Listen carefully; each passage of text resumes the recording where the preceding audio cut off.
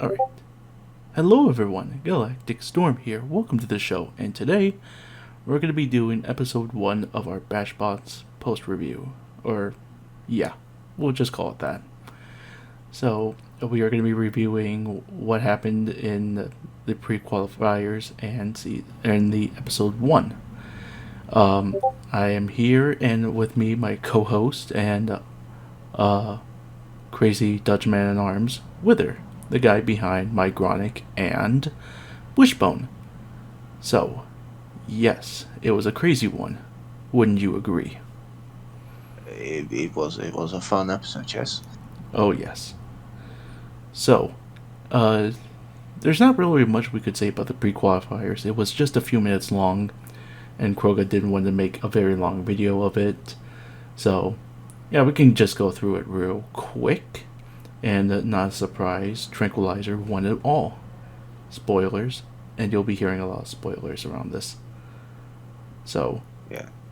But the bots that impressed me the most was, I would say, C418, Digidoom, out of all people, and I would say Woodsburg and Chimena.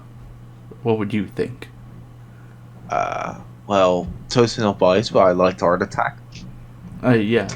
Art Attack was good. I was ashamed that it didn't go that long, but it had to face Tranquilizer, so that was sad. Very and sad. Also Coop, of course, coup de grace. Yeah, coup de grace. Cut the grass, or whatever the fuck cut you want to call it. The Lawnmower of Doom. Yes.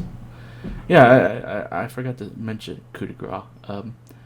Even though I did smack talk it a little bit when we were doing the robots and that, yeah, it did pretty well against Tranquilizer until it lost its two wheels. And then the most impressive, I would say, is C418. I mean, I was surprised that it went that far up. But anywho, about episode, do you have anything else you wanted to say about the pre-qualifiers? Doobie doobie dooba doobie doobie dooba. Agent P. Anyway. Alright then. Episode 1. The 5 fights were, I would say all of them were pretty interesting, and the main event was very awesome. But we can go through all of them as much as we can. So episode 1 featured Tender Love and Mulsanne Vinaigrette. The fight was pretty interesting, and it was, I would say, at the very end, it was a big shock until, if they would have had 1 second, Mulsanne would have put in Tender Love into the pit. And sure, yeah. Yeah, he was using the, what would you say? He was using all the hazards as best, too, just like he did with some of his other fights in the past. The redesign is pretty good. Mulsanne had some quick, good shots in, and it was mostly a Tender Love fight until the very end. Yeah, Tender Love is it's an interesting thing to fight because it just if you get under it, it can just flop away. So you can't really get a purchase on it. It's pretty flat compared to the other robots that you would face. Mulsanne's pretty flat too, but just there's some openings that you can do, just not with Tender Love. Mulsanne is pretty tall. Yeah, I think compared to most, but it's I think this, but nothing beats huge in size, but it's I think the third tallest this episode. Oh really? So it is, but P1 is a very flat box. It's like a bit of a taller box. Yeah. It also doesn't have a big enough wing. That's why it lost. Didn't have the downforce. Yeah, I would like to see, or I would definitely like to see Mulsanne in more videos and that. It's a pretty interesting robot. What was the second fight? Panther and Liberator? Yes. Nice and simple. The Americans. Typical Americans meets German Panzer. Panzer wins. But yes, with the big two blades. Yeah, that was more dominating than the other fight. Basically, every time that a Liberator would smack into Panzer, or no, not Panzer, Panther. I'm sorry. It would get smacked up into the air and do like a couple feet, and then it did have almost one immobilization count. And while Liberator had like a few good shots at it, it was just dominated all throughout the match. Yeah, well, Liberator did get like semi-close, I think, if I remember, getting to rip off the wedge. Yeah. Because it did go very fucking dark. Yeah. To all those who are new to this, the health, or I would say you would know like a prop is about to go when when the prop color gets darker, not lighter. Yeah. So yeah, but sometimes because of how some robots are constructed, you won't see that. Yeah. Like Panther is fully 3D model, so every one of those props are like also the visual. Like you can also put like visuals with like a parenting tool. Yeah. You put visuals over it, but only the physical prop can go darker. Yeah. So you can't notice on most robots, but on some you can, and on Panther you could. Yeah, and that's why it was so dark, because it took so much damage from the thing, even though it didn't look like it did. Anything you want to say about this fight? Well, we do know Americans can fly very well now. Yes. Wait, what? So that's good. It's a good American frisbee. Yes, American frisbee. But it's not Captain Shredderator, so that's no, because then it would have broken down already. Mars and Irod. Erod. Erod. Yeah, correct. That was actually a pretty interesting fight. And yes. Yeah, you could. I was not expecting Erod to outwedge Mars. He did basically dominate him throughout the whole match. Not throughout the whole match, but he would. At the first starts, he would, but then once the flipping started, that's when, it was basically the beginning of the end. And then he got, what would you say? He got ringed out in maybe in 2 minutes. It was still ooted. Yeah, ooted out of the arena. So I was very surprised that it would outwedge it, and he would just whack him a couple of times and just maintain dominance until Mars got his flips. You mentioned about what was it? He was going to kill the entire server if he loses. Yeah, that's the joke. If Robo would have lost that fight, I think he would have just been like, yeah, no, the server doesn't exist. It's been a good 5 years or so. Actually, I think the server has been around longer than 5 years now. Like 7? 8? Wow. Okay. When we get to the 10 years, so there's going to be a big party. But that's in a few years. Yes. Be sure to join the Discord server so you can learn more. Anyway. Yeah. Anywho, the fourth fight would be Alien Cyberstorm, or Catch and Cyberstorm. I thought this. I knew it was going to go Ellie's way, but I didn't know how fast it was going to go. It was a very, very dominating fight, wouldn't you agree? Yeah, it was pretty dominant. It only took, I think, 2 flips, and that was it. Yeah, it took like 30 seconds. As much as... No. Right? A minute. A minute? A minute. I think it was a minute. Oh, yeah? Yeah, well, it was... I can check it. Yeah. It went pretty quick. Yeah, even Jose's agreeing. Very quick.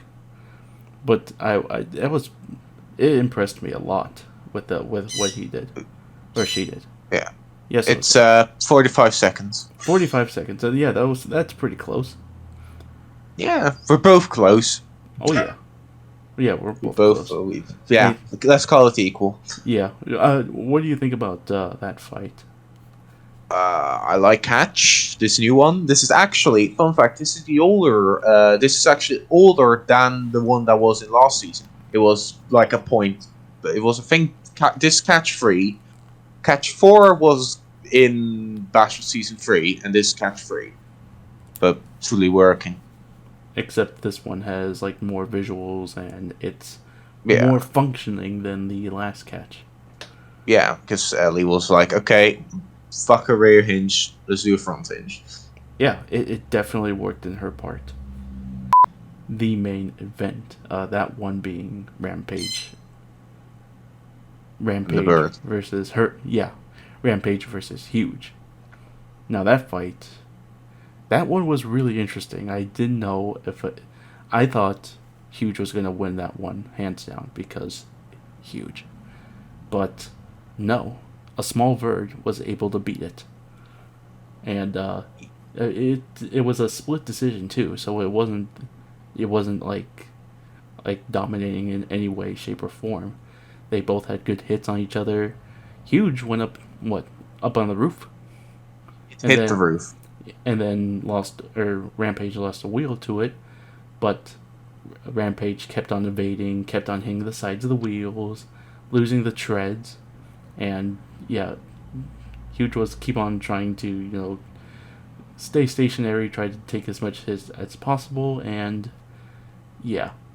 It wasn't... Did I look right? Did Rampage's wedge also look darker in that one too? I don't know if it has like if it had physicals, but it did lose both sides. It did? Of the wedge. Wow. Yeah, it did lose the 2 side wedges. Oh wow, I didn't see that. You can see that, like, the wedge becomes smaller. If only actual Rampage could hit this hard and actually work like this. Yeah. I mean, in this fight, it did more than it did in Battlebots. Yeah, it actually got its very first win. Yes. Right? It has to be in the game and not in IRL, but yeah, good enough. Yeah. You can't say this was a huge fight. Kill me. No. That'll be next year. Oh, no. But yeah, both of them were pretty impressive, and yeah, it was... A lot of people seem to be pretty surprised about seeing John Schultz. Everyone seemed to be very happy about that.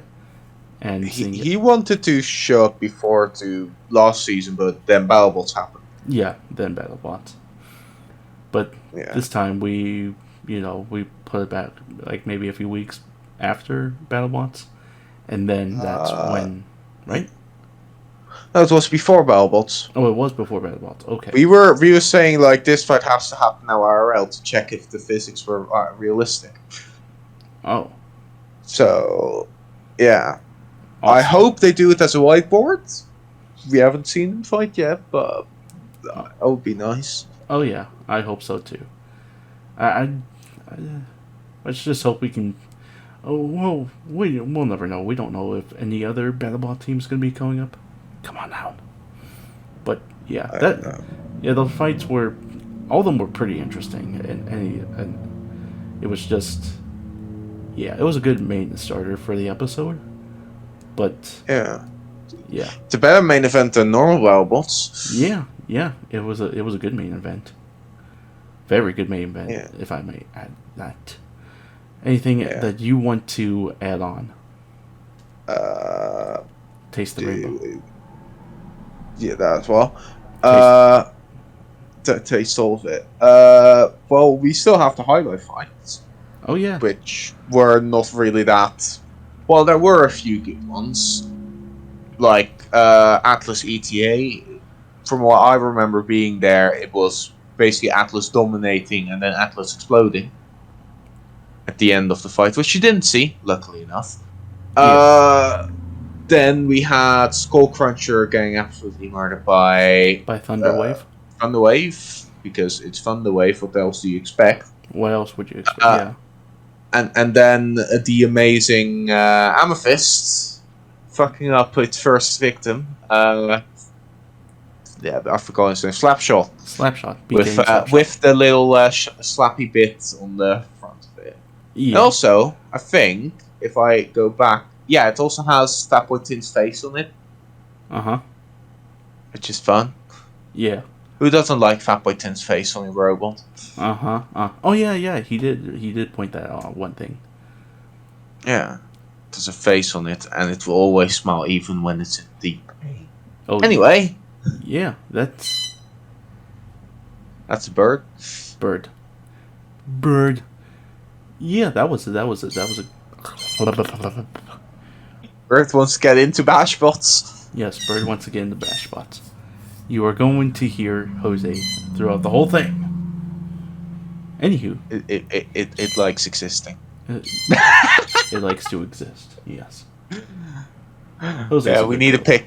You need to show a picture on the screen right now of Jose. Yeah. Like every time it squawks, it'll have. Yes. You'll have a picture of Jose. Hopefully, we can get we can get guests within the next episode, but stay tuned for that. And Galacticstorm saying, thank you all very much for watching, and I'll see you all later.